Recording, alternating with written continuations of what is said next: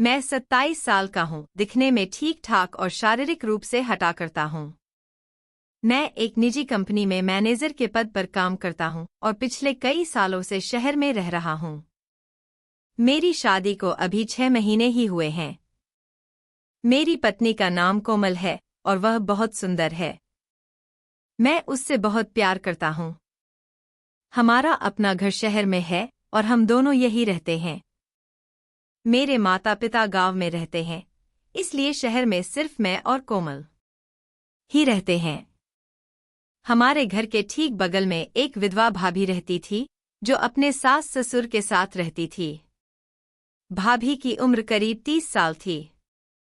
वह दिखने में बहुत आकर्षक थी और उनका शरीर गठीला था। उनकी सुंदरता ऐसी थी कि कोई भी पुरुष उनकी ओर आकर्षित हो सकता था। मेरे और भाभी के बीच अच्छी जान पहचान थी, क्योंकि वह पड़ोस में रहती थी, इसलिए आते जाते हमारी बातचीत होती थी। मैं शादी से पहले किसी लड़की से ज्यादा बात नहीं करता था। मुझे लड़कियों से बात करने में रुचि नहीं थी, लेकिन शादीशुदा महिलाओं से बात करना मुझे पसंद था। शायद यही वजह थी कि मैं भाभी से खुलकर बात करता था। हमारी दोस्ती अच्छी थी। मैं शहर में 5-6 साल से रह रहा था, इसलिए भाभी और मेरे बीच एक सहज रिश्ता बन गया था। कभी कभी हम साथ में बाजार जाते थे और अगर भाभी को कुछ खरीदारी करनी होती तो वह मेरे साथ चल देती थी। भाभी का स्वभाव बहुत अच्छा था। वह हमेशा हंसकर और खुलकर मुझसे बात करती थी और मैं भी उनके साथ सहज था। एक दिन कोमल को उसकी माँ का फोन आया। उन्होंने बताया कि कोमल की एक सहेली की शादी पक्की हो गई है और उसे शादी में शामिल होने के लिए मायके आना होगा। मैंने और कोमल ने इस बारे में बात की। मेरे पास ऑफिस की छुट्टी नहीं थी, इसलिए मैंने कोमल को अकेले मायके जाने के लिए कहा। कोमल अगले दिन अपने मायके चली गई। अब मैं घर में अकेला था। कोमल को गए हुए करीब 15 दिन हो चुके थे। शादी के बाद से मैं और कोमल हर रात एक दूसरे के साथ समय बिताते थे। हमारा रिश्ता बहुत करीबी और प्यार भरा था। कोमल के बिना घर सुना लग रहा था और मुझे उसकी बहुत कमी खल रही थी। उसी दौरान मेरे मन में एक विचार आया। मैंने सोचा कि भाभी विधवा है और उनके पति के जाने के बाद शायद उन्होंने भी वैवाहिक सुख का अनुभव नहीं किया होगा। मैं और भाभी पहले से ही अच्छे दोस्त थे। कभी कभी वह मेरे लिए खाना बनाती थी, खासकर तब जब कोमल घर पर नहीं होती थी। उनकी यह आदत मुझे बहुत पसंद थी। धीरे धीरे मैं भाभी की ओर आकर्षित होने लगा। मैं दिन रात उनके बारे में सोचने लगा। उनकी बातें, उनका हंसना, उनका खुलकर बात करना, यह सब मुझे अच्छा लगने लगा। एक सुबह मैं ऑफिस जाने के लिए तैयार हो रहा था, तभी मैंने देखा कि भाभी अपने घर के बाहर खड़ी थी। उन्होंने लाल रंग की साड़ी पहनी थी और गीले बालों में तौलिया लपेटा हुआ था। वह नहाकर अभी अभी बाहर आई थी। उनकी साड़ी में वह इतनी सुंदर लग रही थी कि मैं उन्हें देखता ही रह गया। उस दिन के बाद से मेरा आकर्षण और बढ़ गया। ऑफिस में भी मैं उनके बारे में सोचता रहता। मेरे लिए उनके बिना रहना मुश्किल हो गया था। कुछ दिन बाद मेरी तबीयत खराब हो गई। मेरा सिर दर्द हो रहा था और मैं ऑफिस नहीं जा सका। मैं घर पर ही था। कोमल तो मायके में थी, इसलिए मेरी देखभाल करने वाला कोई नहीं था। तभी मेरे मन में विचार आया कि यह भाभी के पास जाने का अच्छा मौका है। मैं उनके घर गया। वह किचन में कुछ काम कर रही थी। मुझे देखकर उन्होंने पूछा, अभय आज ड्यूटी पर नहीं गया, क्या हुआ? मैंने कहा, भाभी मेरी तबीयत ठीक नहीं है। सिर में बहुत दर्द है और मुझे कोमल की बहुत याद आ रही है। मैं भाभी से खुलकर बात करता था, इसलिए मैंने बिना हिचक कहा, भाभी तुम्हें तो पता है कि हर पुरुष को अपनी पत्नी की जरूरत होती है। कोमल कई दिनों से मेरे साथ नहीं है। भाभी ने मेरी बात सुनी और बोली, मुझे समझ आता है, अभय, मेरे पति के जाने के बाद मैं भी अकेली हूँ। फिर उन्होंने कहा, बैठ, मैं तुम्हारे लिए अदरक की चाय बनाती हूँ। वह किचन में चली गई और मैं हॉल में सोफे पर बैठ गया। चाय बनाते समय मैं उन्हें देखता रहा। कुछ देर बाद वह चाय लेकर आई। हमने साथ बैठकर चाय पी। चाय पीने के बाद भाभी मेरे पास सोफे पर बैठ गई और बोली, अभय, मैं तुम्हारे सिर की मालिश कर देती हूँ। उन्होंने धीरे धीरे मेरे सिर की मालिश शुरू की। उनके हाथों का स्पर्श मुझे बहुत अच्छा लग रहा था। मालिश करते समय वह मेरे बहुत करीब थी। मुझे लग रहा था कि वह भी मेरी तरह कुछ महसूस कर रही थी, लेकिन मैं कुछ नहीं कर सकता था क्योंकि मैं नहीं चाहता था कि कोई गलत कदम उठाऊं। भाभी ने एक साधारण ड्रेस पहनी थी और उनकी ओढ़नी उनके कंधे पर थी। मालिश करने के बाद वह चाय का कप लेने के लिए नीचे झुकी, तभी उनकी ओढ़नी सरक गई। मेरी नज़र उनकी ओर गई और मैं उन्हें देखता रहा। भाभी ने देखा कि मैं उन्हें देख रहा हूं, लेकिन उन्होंने अपनी ओढ़नी ठीक नहीं की और वैसे ही मुझसे बात करने लगी। उनके इस व्यवहार से मैं खुद को रोक नहीं पाया। मैंने बिना कुछ सोचे उन्हें गले लगा लिया। भाभी भी अपनी इच्छाओं पर काबू ना रख सकी और हमारे बीच एक नया रिश्ता बन गया। भाभी मेरे साथ पूरी तरह सहज थी। उस रात में वहीं सो गया। सुबह जब मैं उठा तो भाभी बहुत खुश थी और मैं भी। मुझे वह मिल गया था जो मैं चाहता था। मैं नहाकर ड्यूटी के लिए निकल गया। जाते समय भाभी ने मुझे गले लगाया और बोली, अभय, तूने मेरी कई सालों की इच्छाएं पूरी की है। अब मैं तेरे बिना नहीं रह सकती जब तक कोमल मायके में है। तू हर रात मेरे पास आया कर। मैंने कहा, ठीक है भाभी, और ऑफिस चला गया। कुछ दिन बाद कोमल मायके से वापस आ गई। अब मैं ज्यादातर समय कोमल के साथ बिताने लगा। भाभी को समय देना मुश्किल हो गया। मुझे भाभी की चिंता थी, लेकिन कोमल के रहते मैं उनके पास नहीं जा सकता था। एक दिन कोमल पार्लर गई थी। मैं भाभी के पास गया। उन्होंने कहा, अभय, तू बहुत बदल गया है। क्या तुझे मेरी याद नहीं आती? कोमल के आने के बाद तूने मुझे एक बार भी समय नहीं दिया। मैंने कहा, भाभी, ऐसा नहीं है। कोमल को मुझ पर शक होने लगा है। वह मुझे तुम्हारे पास आने नहीं देती। तभी भाभी ने मुझे गले लगाया और अपने कमरे में ले गई। हमने कुछ घंटे साथ बिताए, फिर मैं घर चला गया। कुछ दिन बाद एक रात में भाभी को खिड़की से इशारा कर रहा था। कोमल ने यह देख लिया। वह बहुत रोने लगी और बोली, मैं अपनी सहेली की शादी में व्यस्त थी और तुम यहाँ मुझे धोखा दे रहे थे। तुम्हें शर्म नहीं आई? अपनी इच्छाएं पूरी करने के लिए तुमने मुझे धोखा दिया। मैं इतने दिन तुम्हारे बिना रह सकी तो तुम क्यों नहीं रह सके? अगर तुम्हें भाभी से प्यार है तो बता दो, मैं यह घर छोड़कर चली जाऊंगी और तुम्हें तलाक दे दूंगी। एक औरत सब कुछ सहन कर सकती है, लेकिन अपने पति के जीवन में दूसरी औरत को बर्दाश्त नहीं कर सकती। अगर तुम्हें मेरे साथ रहना है तो सिर्फ मेरा होना पड़ेगा, वरना मैं मायके चली जाऊंगी। मुझे अपनी गलती का एहसास हुआ। मैंने कोमल से माफी मांगी और कहा, ऐसा फिर कभी नहीं होगा। तुम मेरे लिए सब कुछ हो, मैं तुम्हारे बिना नहीं जी सकता। मैंने उसे सब कुछ सच सच बता दिया और माफी मांगी। कोमल ने मुझे माफ कर दिया। तब से मैं भाभी के पास नहीं गया। अब मैं कोमल के साथ खुशी से रहता हूँ। दोस्तों, क्षणिक सुख के लिए कभी अपनी पत्नी को धोखा ना दे। परिवार ही हमारा सब कुछ है। अगर आपको यह कहानी पसंद आई तो लाइक करें, कमेंट करें और चैनल सब्सक्राइब करें। धन्यवाद। बिहार के एक छोटे से गांव मधुबनी में रहने वाला अखिल एक साधारण किसान परिवार का बेटा था। उसके पिता रमेश यादव खेतों में दिन रात मेहनत करते थे और मां उर्मिला गांव में मिट्टी के बर्तन बनाकर बेचती थीं।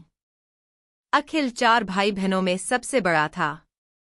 उसकी 3 छोटी बहनें सुनीता, रेखा और ममता उसके सबसे करीबी साथी थीं। गांव में बिजली का नामोनिशान नहीं था और रात को लालटेन की रोशनी ही सहारा थी।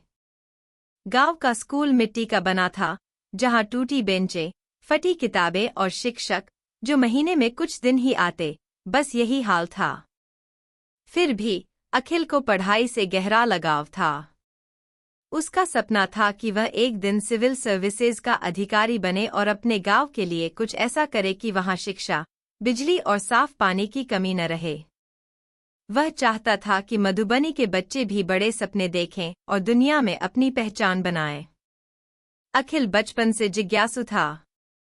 वह खेतों में पानी की कमी देखकर सोचता, क्या कोई तरीका है कि बारिश का पानी बचा लिया जाए, या रात को तारों को देखकर पूछता, क्या ये तारे हमें कुछ सिखा सकते हैं।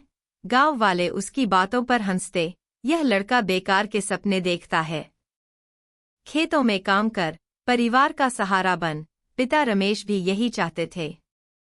घर की हालत ऐसी थी कि कई बार रात को सिर्फ रोटी और चटनी से गुजारा होता। लेकिन माँ उर्मिला अखिल का हौसला थीं। वह रात को जब सब सो जाते, चुपके से कहती, बेटा तुम पढ़ो, तुम्हारी पढ़ाई हमारी गरीबी का अंधेरा मिटाएगी। माँ की बातें अखिल के लिए प्रेरणा थीं। उसकी बहनें भी उससे प्रेरित होती और कहती, भैया हम भी तुम्हारी तरह पढ़ेंगे। जब अखिल 14 साल का था, गांव के स्कूल में एक नई शिक्षिका, प्रियंका मैडम, आईं। वे शहर से थीं और गांव के बच्चों को पढ़ाने का जुनून लेकर आई थीं। उन्होंने अखिल की मेहनत और तेज दिमाग को देखा। एक दिन कक्षा में अखिल ने इतिहास का एक सवाल इतनी गहराई से जवाब दिया कि प्रियंका मैडम ने उसे बुलाकर कहा, अखिल तुम में कुछ खास है, तुम इस गांव तक सीमित नहीं रहोगे। उन्होंने उसे एक जिला स्तरीय निबंध प्रतियोगिता के बारे में बताया, जिसके विजेता को शहर के एक प्रतिष्ठित स्कूल में मुफ्त पढ़ाई और छात्रवृत्ति मिलती थी। अखिल के लिए यह सपने जैसा मौका था। लेकिन उसके पास न तो नई किताबें थीं, न अच्छा पेन और न ही समय।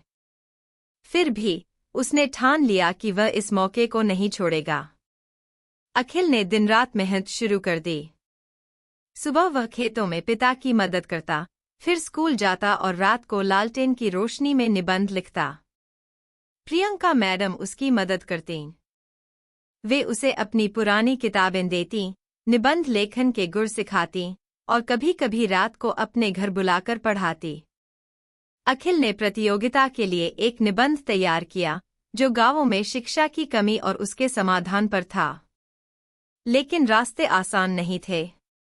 एक रात भारी बारिश में उनके कच्चे घर की छत टपकने लगी और अखिल की कॉपी और किताबें भीग गईं। वह रोने लगा। माँ ने उसे गले लगाकर कहा, बेटा कागज भीग सकता है, लेकिन तुम्हारा हौसला नहीं।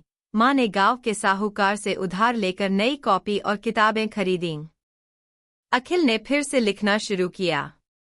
उसका निबंध अब और गहरा हो गया, क्योंकि उसने अपनी जिंदगी की मुश्किलों को उसमें उतारा। प्रतियोगिता से पहले अखिल को तेज बुखार हो गया। गांव में कोई डॉक्टर नहीं था और नजदीकी कस्बे तक जाने के लिए पैसे नहीं थे। पिता ने कहा, अखिल अब आराम कर, यह प्रतियोगिता बाद में दे देना, लेकिन अखिल ने मना कर दिया।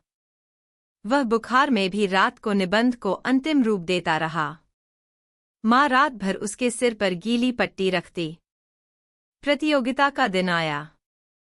अखिल माँ की पुरानी साड़ी में लिपटी कॉपी और फटे जूतों में जिला मुख्यालय पहुंचा। वहां शहर के बच्चे चमचमाती कॉपियों और नए पेन के साथ थे। अखिल को थोड़ा डर लगा, लेकिन उसने मन में ठाना, मेरी मेहनत मेरी ताकत है। उसने गहरी सांस ली और हॉल में कदम रखा। प्रतियोगिता में अखिल ने अपना निबंध जजों के सामने पढ़ा। उसकी बातों में गांव की सच्चाई और सपनों की उड़ान थी। जज उसकी सादगी और गहराई से प्रभावित हुए। नतीजे आए और अखिल का नाम पहले स्थान पर था। गांव में यह खबर आग की तरह फैली। लोग, जो पहले उसका मजाक उड़ाते थे, अब तारीफ करने लगे। सरपंच, जो पहले कहता था कि पढ़ाई बेकार है, अब गर्व से बोला, हमारा अखिल गांव का हीरा है। अखिल को शहर के एक नामी स्कूल में दाखिला मिला, जहां उसे मुफ्त पढ़ाई और हॉस्टल की सुविधा मिली। शहर की जिंदगी अखिल के लिए नई थी। वहां के बच्चे उसके सादे कपड़ों और देहाती लहजे पर हंसते। कोई कहता गवार, तो कोई उसके पुराने जूतों पर तंज कसता। अखिल चुपचाप सब सहता और पढ़ाई पर ध्यान देता। वह रात रात भर स्कूल की लाइब्रेरी में पढ़ता। उसके शिक्षक उसकी लगन से प्रभावित थे। 4 साल बाद उसने स्कूल में टॉप किया और एक प्रतिष्ठित कॉलेज में सिविल सर्विसेज की तैयारी के लिए दाखिला लिया। कॉलेज में उसने एक प्रोजेक्ट शुरू किया जिसमें उसने गांवों में सस्ती बिजली और पानी की व्यवस्था के लिए एक मॉडल बनाया। इस प्रोजेक्ट ने उसे कॉलेज में पुरस्कार दिलाया। कॉलेज पूरा होने पर अखिल ने सिविल सर्विसेज की परीक्षा दी। पहली बार में वह असफल रहा। गांव वाले फिर ताने मारने लगे, देखा पढ़ाई से कुछ नहीं होता, लेकिन मजिल ने हार नहीं मानी। उसने दोबारा मेहनत की और अगले साल परीक्षा में टॉप रैंक हासिल किया। उसे आईएएस अधिकारी के रूप में नियुक्ति मिली। उसकी पहली तनख्वाह से उसने माता पिता के लिए एक पक्का घर बनवाया। पिता की आंखों में आंसू थे और मां ने कहा, बेटा तुमने हमारा हर सपना पूरा किया, लेकिन अखिल का सपना बड़ा था। उसने मधुबनी में अपनी कमाई से एक स्कूल खोला जहां गरीब बच्चे मुफ्त पढ़ सकें। उसने गांव में सौर ऊर्जा से चलने वाली बिजली और एक छोटा सा जल संग्रहण सिस्टम बनवाया ताकि खेतों में पानी की कमी न हो। अखिल की बहनें सुनीता, रेखा और ममता भी पढ़ लिख कर शिक्षिका बनी और स्कूल में पढ़ाने लगीं। गांव के बच्चे जो पहले खेतों में मजदूरी करते थे, अब डॉक्टर, इंजीनियर और अधिकारी बनने के सपने देखने लगे। अखिल की कहानी पूरे जिले में मशहूर हो गई। लोग उसे मधुबनी का सितारा कहने लगे। लेकिन अखिल का मन अभी रुका नहीं था। उसने गांव में एक छोटा सा अस्पताल शुरू करने का फैसला किया ताकि बीमारियों में लोगों को कस्बे न जाना पड़े। इसके लिए उसने अपनी बचत लगाई और गांव वालों को प्रेरित किया कि वे मदद करें। गांव वाले जो पहले उसका मजाक उड़ाते थे, अब उसके साथ कंधे से कंधा मिलाकर काम करने लगे। अस्पताल बन गया और पहली बार मधुबनी में एक डॉक्टर नियमित आने लगा।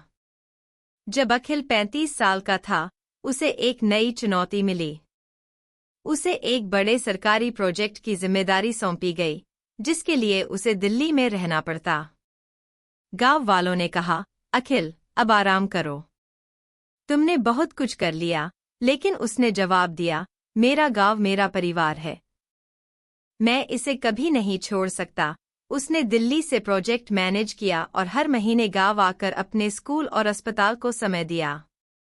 उसने स्कूल में एक लाइब्रेरी और कंप्यूटर लैब बनवाया। दिल्ली में उसने गांव के लिए फंड जुटाए और एक छोटा सा सामुदायिक केंद्र खोला जहां गांव की महिलाएं हस्तशिल्प सीख सकें।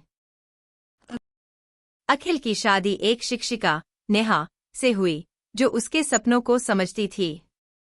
नेहा ने स्कूल में बच्चों के लिए विज्ञान और कला की कार्यशालाएं शुरू कीं। एक दिन स्कूल के मैदान में एक छोटा लड़का अखिल के पास आया और पूछा, मैं भी आपके जैसा अधिकारी बन सकता हूँ? अखिल ने उसका सिर सहलाया और कहा, बेटा तुम कुछ भी बन सकते हो, बस मेहनत और हौसला मत छोड़ना। अगर आपको यह कहानी पसंद आए तो कृपया हमारे चैनल को लाइक करें, सब्सक्राइब करें और बेल आइकन दबाएं ताकि आपको ऐसी ही प्रेरणादायक कहानियाँ मिलती रहें।